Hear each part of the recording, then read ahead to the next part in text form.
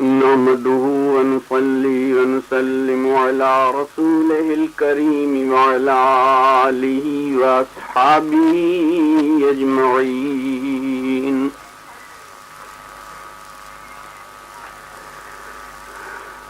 أولياء الحق حسام الدين بیار.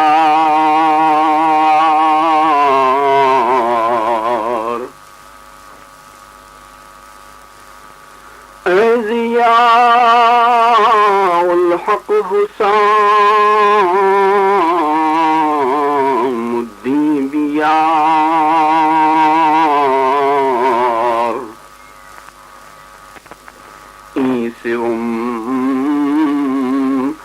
دفتر کے سنت شد سے بار.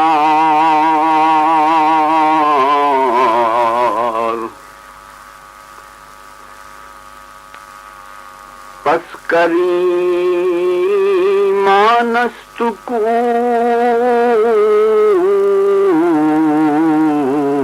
خود را دہدو. حضرت مولانا رومی مثنوی شریف کا تیسرا دفتر شروع فرما رہے ہیں. آپ کے مرید خاص اور خلیفہ اعظم ضیاء الحق حسام الدین چلپی کی فرمائش پر مثنوی کا آغاز اس وقت ہوا تھا جب آپ کے شیخ شمس الدین شمس تبریزی آپ کے حلقہ بگوشان عقیدت کی ناراضگی کے باعث دل برداشتہ ہمیشہ کے لیے غائب ہو گئے تھے. چنانچہ مولانا نے مثنوی کا آغاز ہی داستان ہجر و فراق سے کیا. پہلے دفتر کے بعد دوسرا دفتر کچھ تاخیر سے شروع ہوا اور دوسرے کے بعد تیسرا دفتر بھی تاخیر سے شروع ہو رہا ہے. تاخیر کے اسباب کیا تھے اس کے بارے میں شارحین مثنوی نے کئی باتیں بیان کی ہیں، لیکن مولانا کے انداز بیان سے معلوم ہوتا ہے کہ آپ سلوک و تصوف کے جو معارف و مقامات بیان فرماتے تھے، آپ کے خلیفہ اعظم ولی کامل ضیاء الحق حسام الدین چلپی ان کو نہ صرف املا کراتے بلکہ قلبی احوال و قواعد پر طاری کرتے، اور شیخ کا عطا کردہ نصاب سلوک جب پوری طرح مستحضر ہو جاتا تو مولانا دوسرا دفتر شروع فرماتے تھے. مولانا نے پہلے دفتر میں مراحل محبت طے کرائے ہیں، دوسرے دفتر میں بارگاہ الہی میں حضوری کے طریقے سکھائے ہیں، اب تیسرے دفتر میں تجلیات ربانی کی سیر کرا رہے ہیں. فرماتے ہیں کہ اے ضیاء الحق حسام الدین، تیرا تیسرا دفتر شروع کر، کیونکہ 3 بار کا عمل سنت ہے. جس طرح وضو میں 3 بار اعضائے وضو ہونے سے طہارت مکمل ہوتی ہے، اسی طرح مثنوی کے مضامین طہارت قلوب کے لیے بمنزل آب طاہر ہیں. وضو سے اعضائے ظاہری پاک و صاف ہو کر نماز کی قبولیت کا باعث بنتے ہیں. مثنوی کے ذریعے قلوب غیر اللہ کی محبت سے پاک و صاف تجلی گاہ ربانی اور مشاہدہ حق سے بہرایاب ہوں گے. چنانچہ مولانا فرماتے ہیں اولیاء الحق حسام الدین بیار. ایسوم دفتر کے سنت شد سے بار. برکشا گنجین اسرار در سے دفتر بہل آزار را.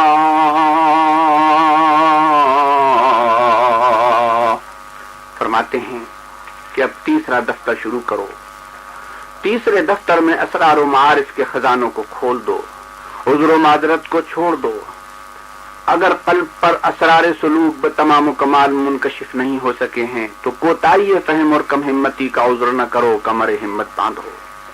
عبادت و ریاضت اور السعی منی و اتمام من اللہ پر یقین کرتے ہوئے آگے بڑھتے چلو. اللہ تعالیٰ کشف و شہود کے مراحل خود طے کرائے گا۔ حق تعالی شانہ کا ارشاد ہے والذین جاہدوا فینا لنہدینہم سبلنا، جو ہماری راہ میں مجاہدہ کرتے ہیں ہم ضرور ہی ان پر اپنے راستے کھول دیتے ہیں۔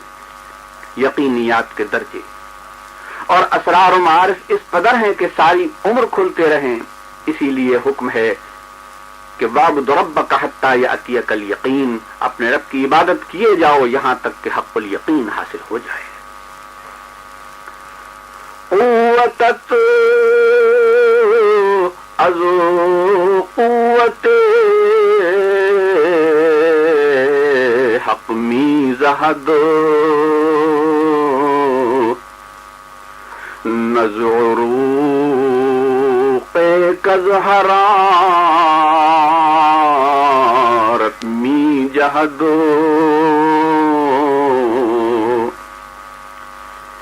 این چراغ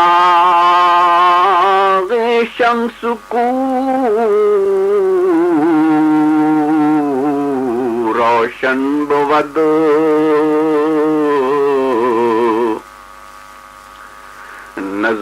نزفتیل و پنبو روغن بود۔ ضعف قوت کا عذر نہ کرو، تمہاری قوت خدائی قوت سے پیدا ہوتی ہے، نہ کہ تڑپتی رگوں میں خون کی حرارت سے۔ دیکھو تو صحیح، یہ سورج کا چراغ جو روشن رہتا ہے تو یہ بتی روئی اور تیل سے تو روشن نہیں ہے۔ سقف گردوں کو چنی دائم بود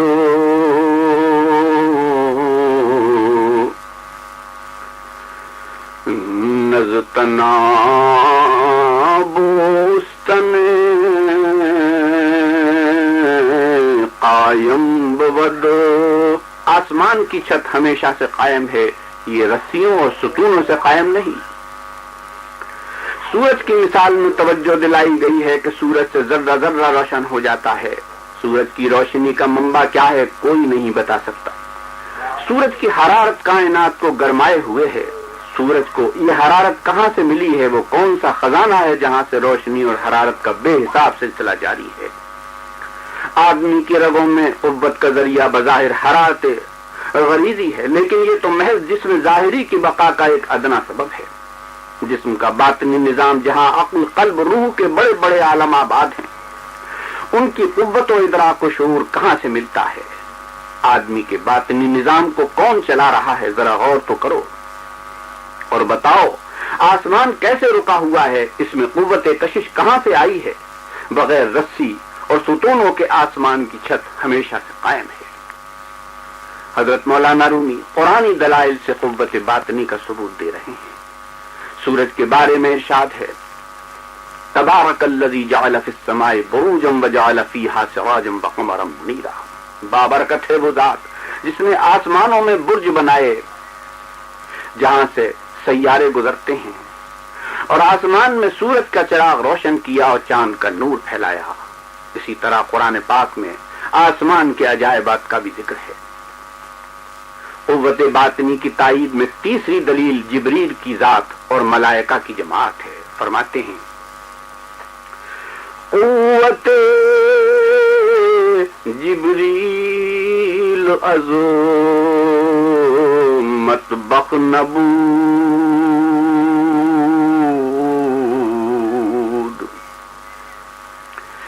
بود از دیدار خلاق ودود۔ جبریل کو جو قوت حاصل ہے وہ باورچی خانے کے کھانوں سے نہیں، مہربان خدا کے دیدار کی قوت سے۔ جبریل کو خدا کے جناب میں حضوری اور حق کے عرفان کی قوت حاصل ہوئی ہے۔ جبریل کے بارے میں قرآن پاک میں فرمایا گیا ہے ذی قوت عند ذی العرش مکین، اور دوسرے مقام پر ہے علمہ شدید القویٰ، اس میں حضرت جبریل علیہ السلام کی قوتوں کا ذکر ہے۔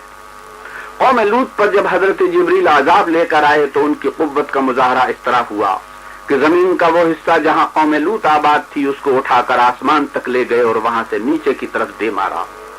ان کو یہ قوت کہاں سے ملی؟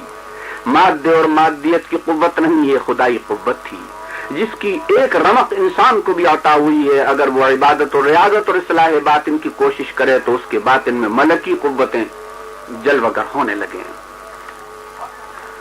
ہم چنی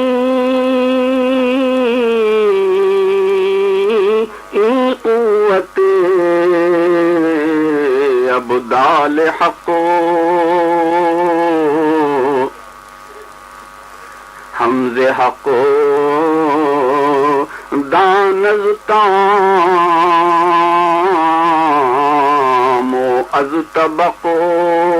اسی طرح اولیاء اکرام کی قوت باطنیہ کا معاملہ ہے کہ وہ حق تعالی کی طرف سے ہے، آب و طعام سے نہیں ہے۔ آب و طعام کی نفی سے اشارہ اس بات کی طرف ہے کہ اولیاء اکرام کو جو روحانی قوت حاصل ہوتی ہے اس کا منبع تعلق باللہ ہے۔ اصل طاقت اللہ کی ہے، وہی ہر شے میں طاقت پیدا کر دیتا ہے اور طاقتور بناتا ہے۔ مادی طاقت بھی اسی کی تخلیق ہے، لیکن قابل اعتماد نہیں کہ وہ جب چاہے طاقت کو ضعف سے بدل دے۔ لیکن اللہ کے ساتھ نسبت حاصل کرنے سے جو قوت نصیب ہوتی ہے وہ لازوال اور قابل اعتماد ہے۔ چونکہ موصوفی بأوصاف جمیل،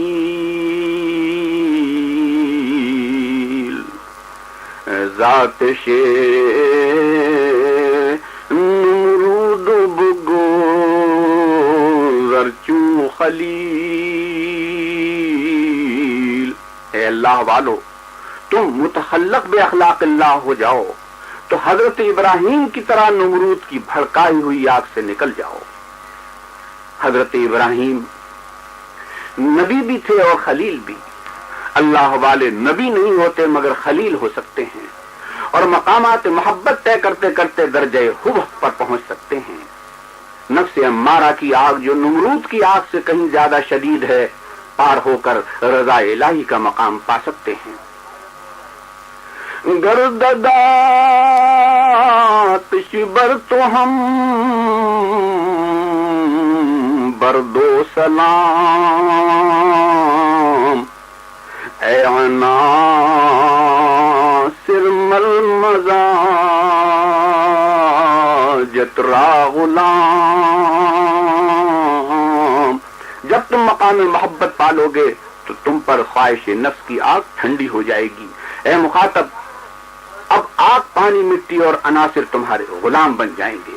غلام سے مراد اطاعت شعار نہیں بلکہ غلام کی طرح حقیر ہو جائیں گے۔ تم ان کے غلام نہ رہو گے، وہ تمہارے غلام بن جائیں گے۔ تم ان پر حاکم ہو، وہ تمہارے محکوم ہوں گے۔